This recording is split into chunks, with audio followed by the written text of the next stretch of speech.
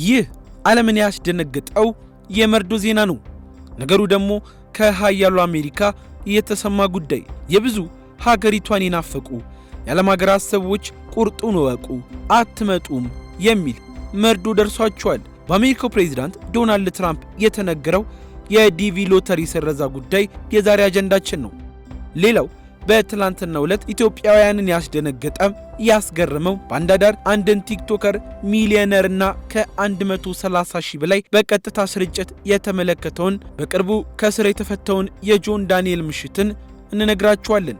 ለቻናላችን አዲስና እንግዳም ከሆናችሁ ሰብስክራይብ በማድረግ ቤተሰባችን እንድትሆኑም ጋበዝናችሁ።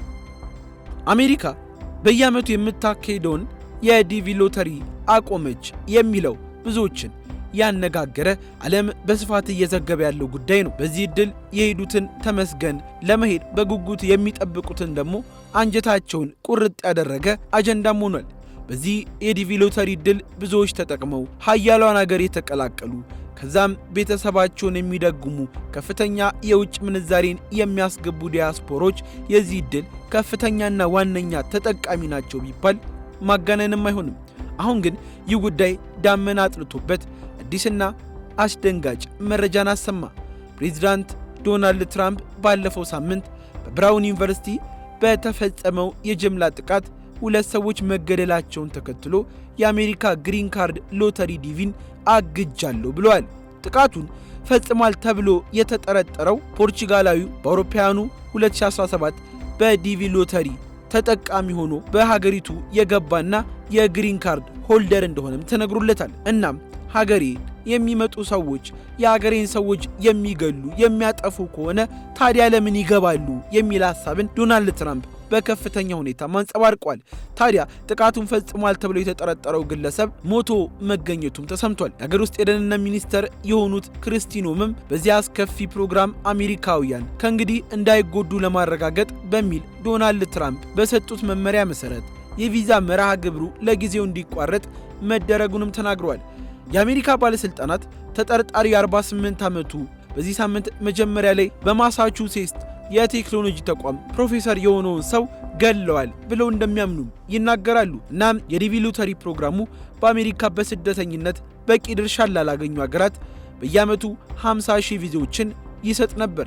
ይህ ደግሞ የአሜሪካን ዜግነትን ለማግኘት ጭምር በር ከፋሽ ነበር እና አሁን የፕሬዝዳንት ዶናልድ ትራምፕ ትዕዛዝ የኢሚግሬሽን ስርዓቱ ለሀገር ደህንነት ስጋት እየሆነ ነው በሚል ፕሮግራሙ እንዲቆምም አዟል። ሚኒስትር ክርስቲና ኖምም ውሳኔውን በማስፈጸም ረገድ ቀጥተኛ መመሪያን አስተላልፈዋል። እናም ዲቪ እንዲታገድም ወስነዋል። በዩኒቨርሲቲ የተፈጸመው ጥቃት በኢሚግሬሽን ፖሊሱ ላይ ጥብቅ ክለሳ እንዲደረግም ምክንያት ሆኗል። ይህ ውሳኔ በአሁኑ ወቅት በሂደት ላይ ባሉ የቪዛ ማመልከቻዎችና ወደፊት ፕሮግራሙን ተስፋ አድርገው በሚጠባበቁ በሚሊዮን የሚቆጠሩ ሰዎች ላይ ከፍተኛ ተጽዕኖ ይኖረዋል ተብሎ ይጠበቃል።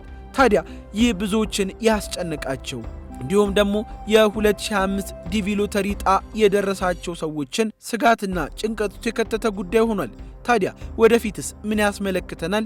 ጊዜ የሚፈታውና የሚያሳየን ሲሆን ሌላኛው ጉዳያችን ደግሞ በተለይ በቅርቡ ከስር የተፈቱት አነጋጋሪው ቲክቶከር ጆን ዳንኤል በትላንትናው ዕለት በላይቭ ስትሪም በቀጥታ ከ130 ሺህ በላይ ሰዎች በአንድ ጊዜ ሲታደሙት እንደነበረም ተሰምቷል።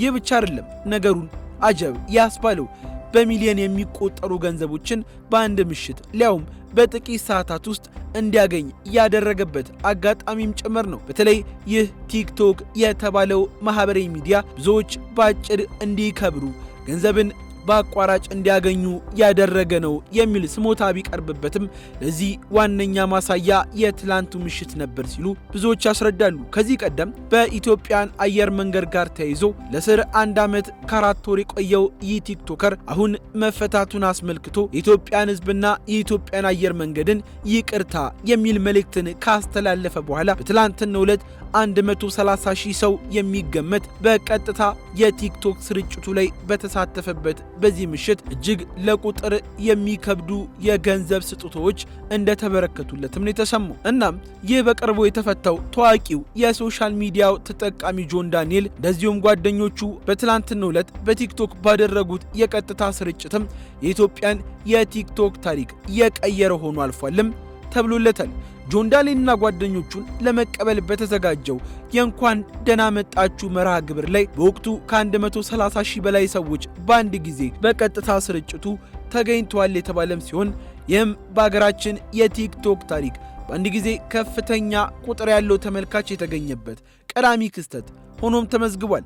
የቁጥሩ ብዛት ሳይሆን በሽልማት የተንበሸበሸበት አጋጣሚ በተለይ ቲክቶክ በሚባለው ማህበራዊ ሚዲያ ላይ የሚሰጠው ጊፍት አሁን ለቁጥር የሚያዳግቱ የተለያዩ ስጦታዎችን ያሸከመው ሲሆን ብዙዎች እንደሚሉት በአንድ ምሽት ብቻ ሚሊዮነር የሚሆንበትን የገንዘብ ስጦታ ተበርክቶለታል እያሉም ይገኛሉ። ከስር በወጣ በሳምንት ባልሞላ ጊዜ ውስጥ የተደረገው የቀጥታ ስርጭት በተመልካቾች ዘንድ ከፍተኛ መነቃቃትን ጭምር የፈጠረም ሲሆን በርካታ ኢትዮጵያውያን አንበሳን ጨምሮ ልዩ ልዩ ውድ ስጦታዎችን በቪዲዮ ላይ አበርክተውለታል። ይህም በአጠቃላይ ሲሰላ በሚሊዮኖች የሚቆጠር ብር ሊሆን እንደሚችል ይገመታል። ይህ አጋጣሚ የኢትዮጵያን የሶሻል ሚዲያ ተሳትፎ ምን ያህል እያደገ እንደመጣና የቲክቶክ መንደር ያለው የገበያ አቅም በግልጽ እያሳየም እንደመጣ ብዙዎች እየተናገሩ ይገኛሉ። እኛም ይህንን የተመለከትነው ዋነኛው ጉዳይ ሆኗል። በድጋሚ ለቻናላችን አዲስ እንግዳ ከሆናችሁ ሰብስክራይብ በማድረግ ኢሳግ መዝናኛን ይቀላቀሉ። እናመሰግናለን።